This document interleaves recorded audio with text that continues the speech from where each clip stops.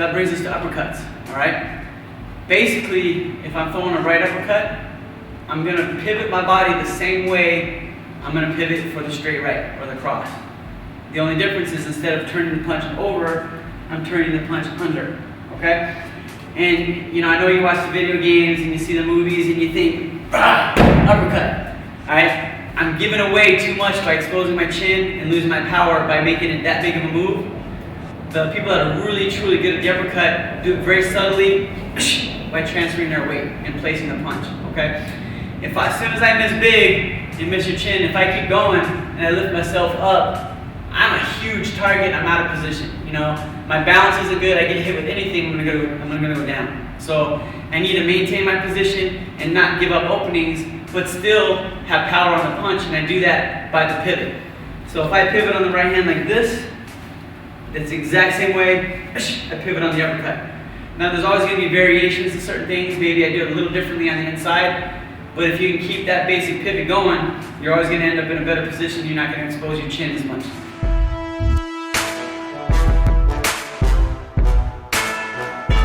I don't want to raise my body up. I don't want to swing my arm. I'm going to let my body and my legs do all the work because that's where the true power from the punch comes from, okay? So I'm in position. The same way I might set it up off of a combo, maybe a right hand, boom, look where I'm at. I kind of drop, I bring my left hand in, I'm lining up over my front foot, I'm gonna tuck this right elbow, return to position, pivot my front foot, and that's all it is. The shorter, the better, okay? I can do it off a head movement. I can slip a jab or a right hand, boom, and pop it up. If you notice, I'm bringing my weight back. That's it, a short punch. Maybe I come inside, I cover up, I lean on my opponent, and I move over and try to find that opening. I want to split the gloves. I can come right up the middle, catch him on the chin. I can also come up in the middle, try to hit him in the sternum or in the body with that left uppercut. Okay? You see a lot of people good at throwing that left uppercut off a head movement or off their jab. It's something that's not expected. It's a great way to close the gap and come in on somebody. My right uppercut, or we call it forward, comes from the back side of me. I generally don't want to lead with it. It's coming from farther away, it takes longer to get there, and it's not a straight punch. So I have to come in to do it. If I just walk up to you and I start coming in like this, I'm going to get hit with a jab or something worse. So I need to set up my uppercut. The best way to do that is off a jab or off some head movement. And if I need to close the gap, maybe I knock you back with my jab, and I need to get there in position to land my uppercut. The same steps I use for my other punches, I'm going to use for that right uppercut. Okay? The steps keep me in range to keep you at the end of my punches where I know I can hit hard and I'm defensive enough, in a good position enough to get away from your punches. Alright? Same thing, if I'm backing away, maybe you're rushing in. Boom, I can throw the uppercut backing up. Same pivot as before, same step as before. Alright? Certain thing about uppercut, and it's also similar with body punches. I want to finish back on top. Maybe I throw the uppercut to the body or to the chin. If I come back with a hook, it puts me back in position and it helps prevent the counter punch. So that's something smart to do. I don't want to finish with a big uppercut because it takes too much time to get back in a position if I don't finish with something else. Alright? Now, if my my right uppercut is the same pivot as my right hand and my two, then my left uppercut is generally going to be the same pivot or same step as my hook. Okay? 1, 2, I pivot on my two. Now, I need to get up the middle with my left hand and bring my position back for the right hand. That's it. It doesn't seem like a lot, but when you start getting the timing down and the positioning down, you'll see just how effective a well-timed or well-placed uppercut can be, even if you're not feeling like you're putting a lot of muscle into it and trying to throw it hard. Okay? Maybe I jab, you threw a punch back, I slipped. I see your chin out there, but I'm a little too far away. I'm going to step on my uppercut. Same way I would a hook. Now, I lifted your chin up with my lead uppercut, and I'm set in a perfect position to come with my cross. Alright? Back to position. Another key about my uppercuts, generally speaking, I want to come straight up the middle. Okay? If I come a little bit from the side, I'm going to run into the guard of my opponent. I'm assuming their hands are up. Alright? So if I'm coming from an angle, I'm going to hit their arms and I'm not going to get to their chin. If I throw it straight up the middle, I can split their guard, their glove, and get to the chin, all right? If I use it off of a slip, maybe my opponent's reached out with the right hand, I can come up behind the armpit or underneath the armpit to the chin. I'll slip, boom, boom, come in. I might back them up. Maybe they get forced down by my jab. Boom, I turned in for the uppercut. So a lot of different ways to throw it. As a counter punch, uppercut's one of the best punches to throw off of a body shot, all right? So I got a good guy in front of me that loves digging that hook to the body. I saw it on tape, I know I'm prepared for it. I wanna block that hook to the body. I hold my elbow in tight, I bend my back leg. From this position, man, I'm in a great position to come in, boom, right up the middle with that uppercut. Especially if they're leaning in with that hook. Their chin is right there for that uppercut. Same thing, if they come with that right hand to the body, I pull that elbow in tight, I kind of drop my level, I block that punch, and look, boom, right up the middle with that uppercut. So uppercuts are great tools to catch people with a punch that they might not expect coming. And that's when you end up doing a lot of damage because they're not braced for it and not expecting it, okay? We also have right hook, or a six, maybe some people call it. It's my backhand, and instead of throwing it straight down the pipe, I'm trying to maybe come around the guard. Some people just throw a naturally hard right hook. Like that might be their power punch, even more so than a straight right hand. Maybe I landed 3 straight right hands in a row, and my opponent's got their hand up, but they're giving me this. So I'm gonna change it up, okay? But the risky thing about that right hook is it's coming from behind, it's farther away. And it's also looping, which takes longer, okay? The jab is the safest punch to throw because it's in front and it's straight. No wasted movement and it's quick. If I'm throwing this, I gotta know, hey, I'm setting it up for a reason, or I'm trying to finish them off because they're already hurt, all right? Or I'm using something that my opponent did against them. But just to come out and start swinging wild hooks, it's gonna put me in a bad position if I don't have a specific reason for it, or I'm trying to get past their guard, or I see some other opening that I'm trying to take advantage of. You know, maybe you just throw a hard punch that way. Great, use it, but realize that it takes a little longer to get there, and it's coming from a little farther away, so it might be a little riskier until you're in the right position. And again, we talked about the jab is the best way to get in that position. So basically what we're going to do is we're going to set up the uppercut. So basically you gotta face me. All right. Now you know you can do uppercut a couple of ways. It's all a matter of who you're fighting and the right punch to throw at the right time, because that's what it takes. Anyway, we're going to start first with the way, first off, the way to block uppercut and come back with the uppercut. You're gonna catch the uppercut to the body. That's what he's gonna catch. But he's gonna run the uppercut back, and he's gonna run the hook behind it. This is how you counter the uppercut. Let's hit that body, boom, shoot, shoot, shoot. That's 3 punches for the one, for the uppercut that's just been thrown. Gonna try it again. He's gonna catch the uppercut, he's gonna run it back to me. Boom, boom, boom, boom. That's how you counter an uppercut. Now, here's another way. Here's another way that people counter uppercut, but some people do it, some people don't. It's all a matter of what style of guy you're fighting, if he's left hand or right hand. But we're gonna start with the right hand. So here we're gonna do. What I'm gonna do is, he's gonna throw the uppercut. Throw the uppercut. You're gonna catch the hook, you're gonna catch that with the hook. Catch your hook. To hook back. Right hand. The same way you throw it back on counter on the uppercut. You throw the uppercut, catch the hook, boom. That's the counter for the uppercut. I'm gonna try it one more time. Run it back. Catching the body first.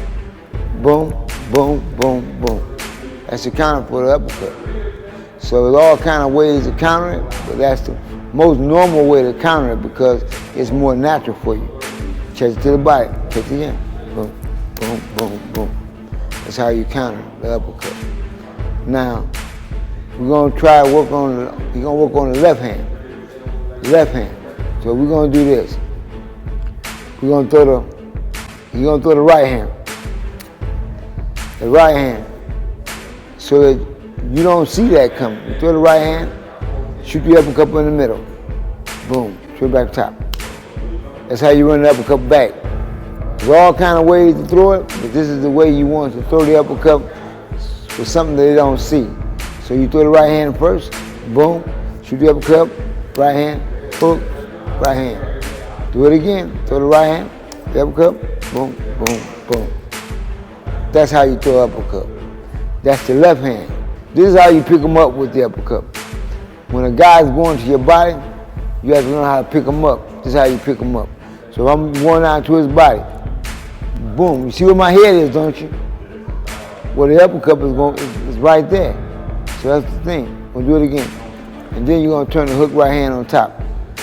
Catch the body, shoot up, boom, shoot. That's how you run the uppercut under with your left hand. Your left hand, you run the uppercut back on top. Do it again. Boom, shoot, shoot, shoot. My jab blind him. Blind him for what I'm gonna do. Now I'm going downstairs. And shoot, shoot, shoot. That's how you run all the punches back. Now we're gonna do the whole thing. The left hand, the right hand and the left hand. We're gonna do it all at one time. I catch the jab, you gonna catch the jab. Boom. Catch the right hand. Boom. Catch the body shot. Boom. Shoot. Boom. Boom, boom, boom. Boom, boom, boom, boom. That's how you run the whole combination at one time. Because I'm throwing the right hand and the left hand. So you're gonna run the punches back. That's the key to throwing the combination. And a couple things about the mechanics of throwing the uppercut is sometimes you see people load up on it and then drop it. Roger talked about this yesterday. You're showing the guy its punch. Even though it's an uppercut, you still throw it from your chin. And I move my body to be in position. Notice, I don't drop my hand to throw it. That's like saying, I'm throwing an uppercut now, get ready to get hit. You don't want to telegraph your punches. That's what they call it. Telegraph. You mean you're pulling your hand back too far. You're showing the guy what you're going to do. And that ain't what you want to do. And like Roger said, that you punch with your legs and your body, I still pivot the same way I pivot as if I'm throwing the right hand on the right uppercut, and it's still the same way I pivot on the hook if I'm throwing the left uppercut. Punch still got snap in him because he's still moving. Even though he's throwing the punches, he's still moving. He's still moving his legs. Gonna do it right here. I'm reaching for the body shot with the uppercut, shoot it back, boom, boom, boom. That's how you throw the uppercut when you're reaching with your right hand if you're going to the body. Now I'm gonna go with my left hand. You're gonna shoot the same way. Shoot here, shoot up, boom, boom, boom. There you go. One more time. Can we double up? No, just no, shoot here, shoot here, shoot here, shoot. All right. When I reach down to the body with my left hand, he's gonna put me up. Boom, boom, boom, boom, boom. Other side, boom, boom, boom, boom. That's how you run the uppercut.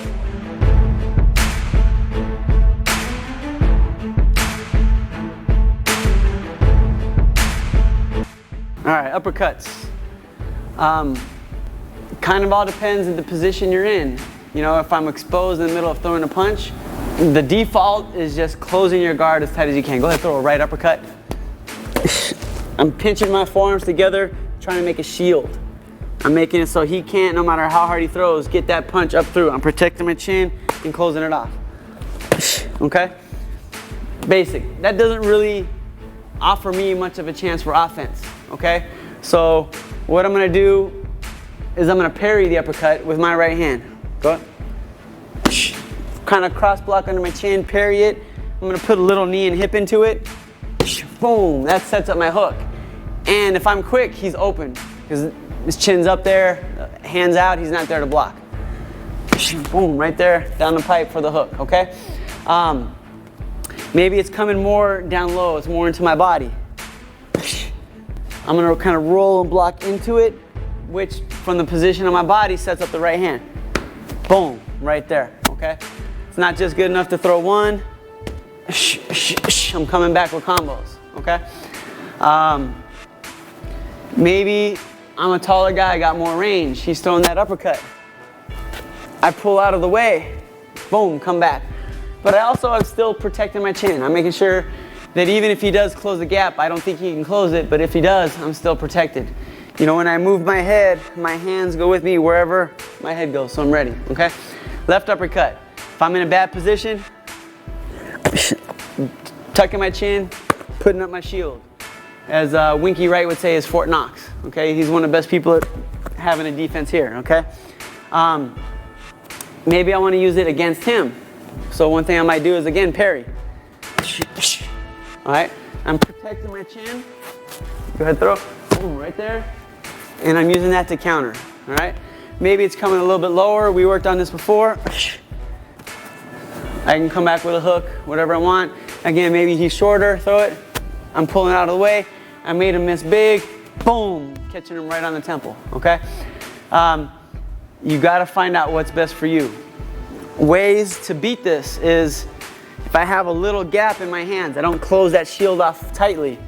Bronson could split my gloves, my guard, boom, and twist the chin. You know, so he wants to make sure that his uppercut's coming straight up the line. If it's coming from an angle a little bit, it's gonna hit my guard. If it comes straight up the middle, boom, it's gonna catch me on the chin. And if you got somebody with their chin up in the air, why stop there? Boom, finish with the right hand, left hook, get me out of there, okay? So those are good effective ways how to block and counter or slip, defend, move, uppercuts, and come back with your own punches or combinations. Uppercut like anything else. First off, you have to, something about boxing, you don't want the guy to anticipate what you're going to throw. The key is first is to change what he's going to think. Here what we do, here what I do with him.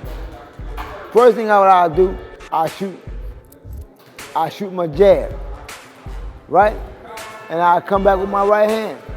Boom, because he has to catch that. Now he caught the right hand, right? I'm going to the body. Boom, because he never see it.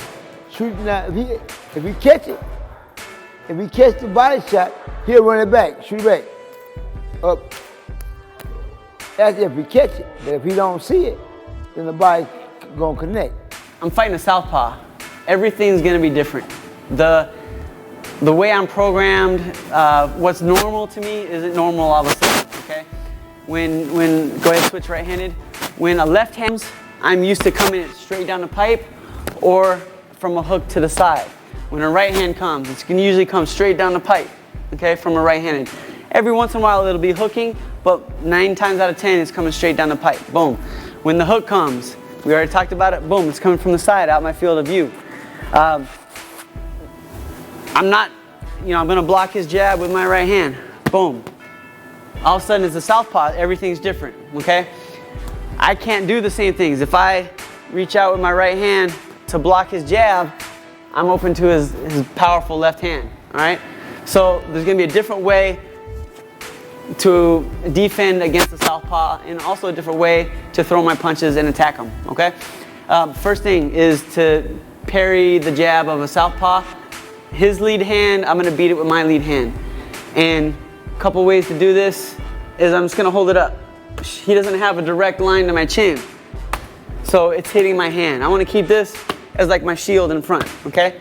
Now, that's fine, I'm not getting hit with the jab, but I wanna use it against him. I'm kind of parrying and I'm coming over the top. It's easy to do if you're taller. If you got a tall southpaw in front of you, it might be a little harder to do. You might have to really close your gap. Good. Another way to beat the jab, and it's maybe different to think of this as a defensive thing, but for me it works, is I'm just gonna attack his right hand with my left hand. So we're fighting, and I'm constantly attacking that hand. A, to see what his reaction is, to make him think about what I'm doing, and finally, if you see, he's not jabbing because he's constantly worried about what I'm doing with my lead hand. And it's just a way to get inside your opponent's head. You want to beat that lead hand with your lead hand, okay? Now, maybe he doesn't really commit. Like we've been in the fight for a couple minutes now, and his jab's not hard. He doesn't really commit. He kind of paused it out there. I'm going to use that to my advantage. Go ahead. I'm going to smother his jab and set power up on my right hand. My right hand's coming straight down the pipe. Boom. Even if he throws his jab hard, if I'm expecting it to come, it's kind of a punch you want to fully commit to. If you don't fully commit to it, you might leave yourself a little bit open. Something else I can do. Go ahead. Slip, okay? Just like I'd slip a right hand. So I slip his jab. I have that body shot. I can bring my hook to the head. I also want to be careful about his left hand. You know, so if I slip out and his left hand's coming, whoop, I want to have an answer for that too. But you also have to be aware of it, okay? Now, those are a couple ways we took his jab away. Now we got to deal with that left hand, all right? Probably, I think the best way is slip out of the way, okay? It makes him miss big. He's in a bad position and I'm set to throw, okay? Now, obviously, if I'm caught in a bad position, I need to block that punch, okay? Normal, I'm blocking here or I'm parrying here. But this is his power hand. This parry might not be enough to take that power left hand away, so I need to full on block it, okay? Full on blocking it, what does that do? It sets up my hook, okay? I can't really do what I did with his hook and block it out here and counter with the right hand because I'm having to deal with all his weight and his power, okay? So I'm coming back with the hook more often than not. Or I'm slipping. Boom, slip outside, come back. We're also got to deal with the hook, okay? So maybe I slip the left hand, he's coming back with the hook to put himself back in position. So I would slip, roll would probably be the best thing. Slip, roll, boom, I got all kinds of counters off of that, okay? Maybe I blocked his left hand, I'm gonna block the hook, okay?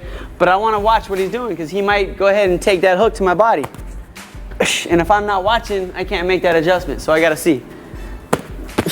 All right? Good, go ahead again. Good. When you're blocking, bend your legs, tuck your chin, bite down hard on your mouthpiece.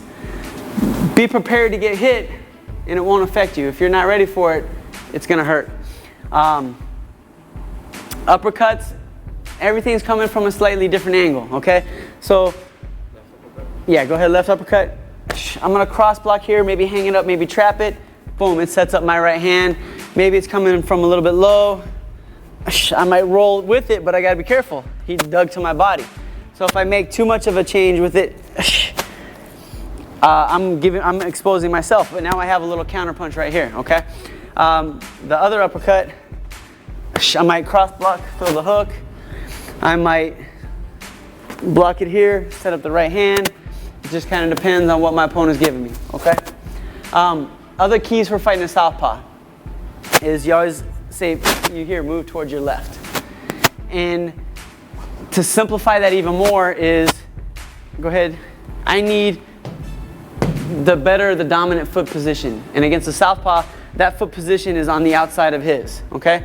Maybe I jab and I put myself inside of him. Look where I'm at. I just put myself in a really bad position.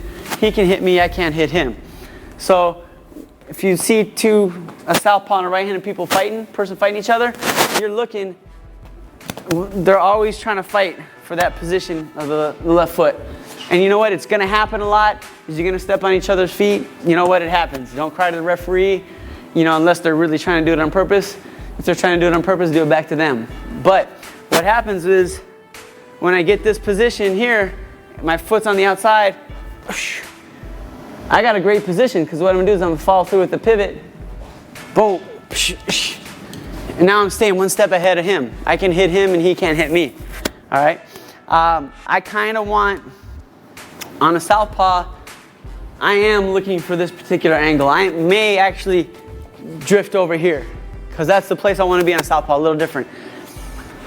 Also, it just depends on what punch they're really good at throwing. If he's got a big hook or a big left hand and I move in here, I might be moving into his power punch or at the end of it where he's throwing it. So every opponent might take different adjustments, but that ability to adjust is what makes a really good fighter. A couple other keys if you don't know what to do against a southpaw, okay? They're so used to punches coming from the angle that right-handed people throw their punches, okay? It's normal. Bronson sees jabs come from this side. He sees right hands come from this side. He sees hooks come from there. He knows that he sees it every day he spars. A southpaw fighting another southpaw is just as awkward as it is for a right-handed person to fight a southpaw, okay? So the hard part is the angles that I usually have to land my jab on a right-handed person are no longer there. So I have to think differently, okay? And a couple ways I'm gonna do that is I need to beat this hand. So one thing I might try is I might touch the hand to get to the chin. All right, so winner stance. Okay, I'm just using that as a transition to get into his chin. All right, maybe I'm faking low to open up my hook. All right, I need to beat that hand. That might be a way to do it. Okay, if I'm in range and we're touching, we're in this range here, I can do something different. Generally, they say don't throw lead right hands, but on a southpaw, boom, that might work. It's something that's a little bit different. Okay. I might want to double up on my right hand, especially if I have that dominant foot position here, okay? That right hand is the punch to throw. Maybe because he's a southpaw and things are a little different for me, I'm having a hard time getting to his head, my key might be get to his body. If I can find the body, then I use that to get to his head, okay? Maybe the southpaw is throwing me off and I'm gonna go make it an inside fight because once we're in here, it doesn't matter. Southpaw, whatever, it doesn't really matter because we're smothered. The punches are coming from a more familiar angle. So I can come in here and make it this kind of fight. And that might take the southpaw, the difficulty of that away and might make it a lot easier for me. Maybe you have somebody that switches right-handed and left-handed and there's a particular style that you're more comfortable with. It's a trick, nothing more than a trick, but it's what I like to do is maybe a right-handed fighter, we're boxing, I feel pretty comfortable, and then he switches southpaw, and I'm like, oh shoot, I don't fight southpaws good, all right? What I like to do is I get really aggressive. I tuck my chin, I pick my hands up, I start swinging, and what did he do? He fell back into his right-handed stance, because that's more natural for him. And then I ease back up to boxing. If he switches up again, I get aggressive again, okay? That kind of deters him from going into that. It makes him think that, oh shoot, he likes it when I turn southpaw, he gets aggressive on me, I better not do that again. When in reality, I really don't like it, okay?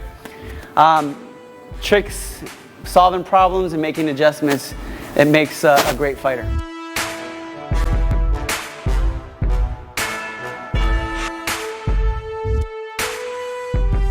Okay, now that we've kind of learned all the different ways to counter punches, throw combos, a good drill you can do with one of your gym partners, somebody else in your gym, and practice that's going to help both of you is trade off throwing combos, blocking and countering.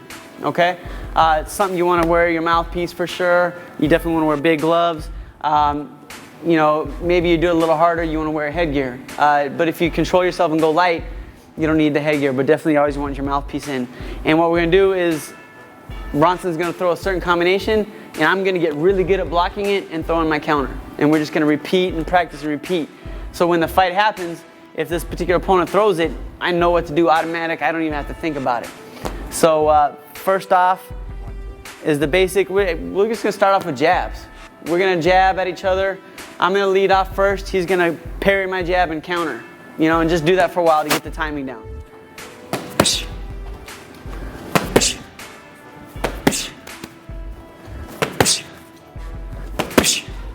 Okay, that works. Now he's gonna lead off.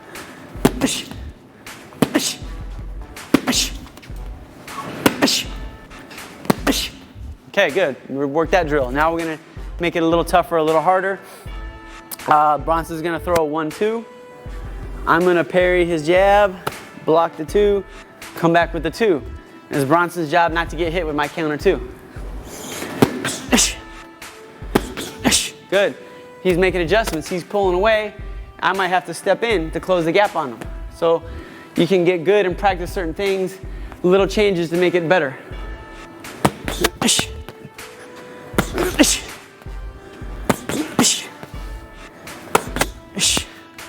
So I tricked him with the body shot. Okay, now I throw a U counter here.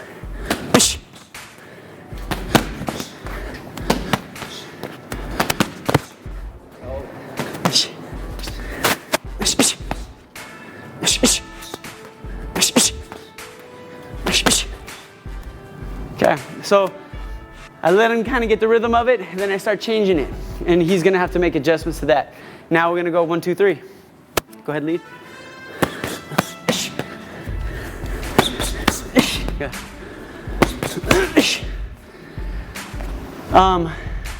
As you feel more comfortable with this, I'm gonna say, Bronson, you know what? I know you're quicker than that. Go ahead, throw more speed. I wanna challenge myself, see if I can take it away. Okay, good. Nice. And that's how you challenge yourself. That's how you get better. Now we're gonna throw the counter to the same combo. See, he took for granted I was only throwing one punch. I caught him with the next. This is where you practice that, get good at blocking. Don't take things for granted. There we go. Now, he deflected me, put me in a bad position. I'll lead off.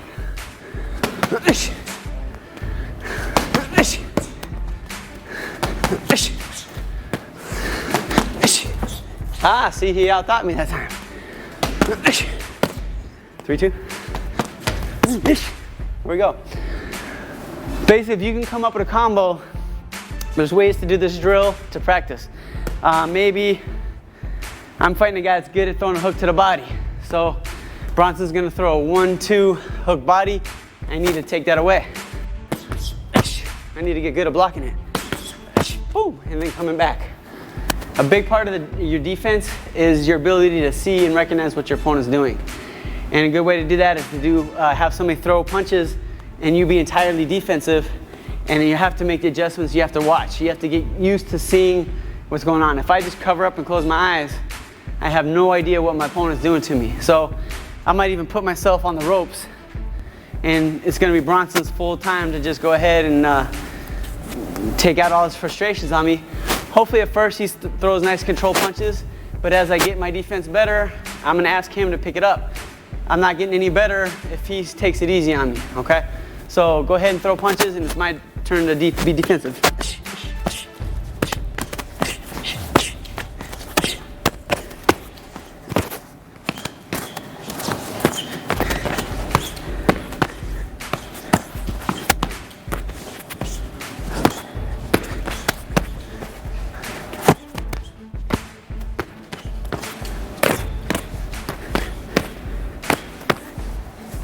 Okay, ideally, if I feel comfortable blocking, then I might want to work on slipping.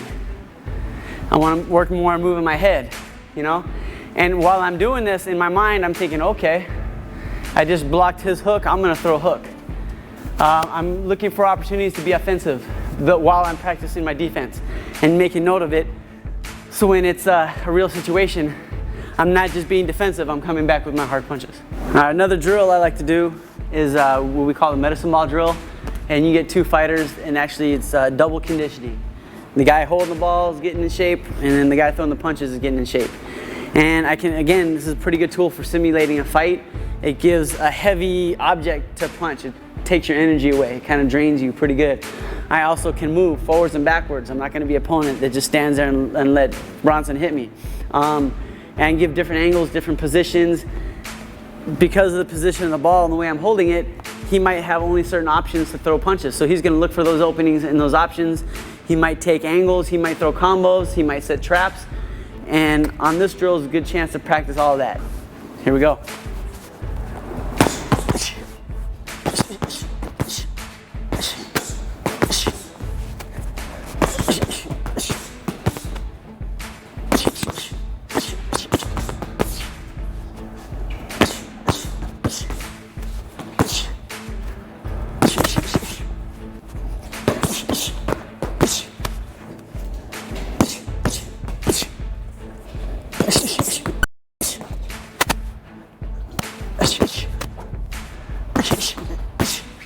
Good. As you can see, I'm taking a beating. It's not just hard for him because he's throwing a lot of hard punches, but I got to get comfortable with punches coming at me. And even though they're not hitting me in the face or the body, they're still affecting me. They might be knocking me off balance. So I got to work on holding my balance, holding my position, and get used to adjusting my position to somebody that's coming after me.